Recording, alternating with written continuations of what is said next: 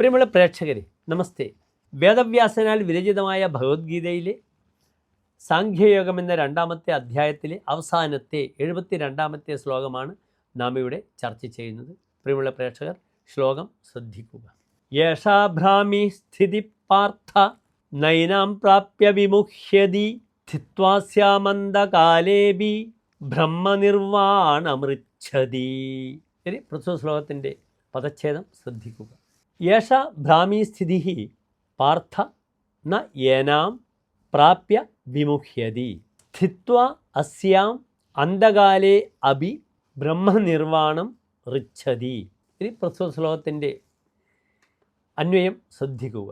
ഭോ പാർത്ഥ യേഷ ഭ്രാമീ സ്ഥിതി യേനാം പ്രാപ്യ ന വിമുഹ്യതി അന്തകാലേ അഭി അസ്യാം സ്ഥിത്വാ ബ്രഹ്മനിർവാണം ഋച്ഛതി. ഇനി പ്രസ്തുത ശ്ലോകത്തിൻ്റെ സാരാംശമാണ് നാം ചർച്ച ചെയ്യുന്നത്. ശ്രദ്ധിക്കുക. ഇവിടെ ഭഗവാൻ കൃഷ്ണൻ ബ്രഹ്മനിഷ്ഠ എന്ന അവസ്ഥ അതെപ്രകാരമാണ്, ഈ ബ്രഹ്മനിഷ്ഠ എന്ന അവസ്ഥയെ പ്രാപിച്ചാൽ എന്താണ് ഇതിൻ്റെ സന്ദേശം, ഗുണമെന്നാണ് വിശദീകരിക്കുന്നത്. അല്ലയോ അർജുന, ഇപ്രകാരം ലഭിക്കുന്ന അവസ്ഥയാണ് ബ്രഹ്മനിഷ്ഠ. ഈ അവസ്ഥയെ പ്രാപിക്കുന്ന വ്യക്തി ഒരിക്കലും മോഹത്തിന്, വിഷയത്തിന് അടിമപ്പെടുന്നില്ല.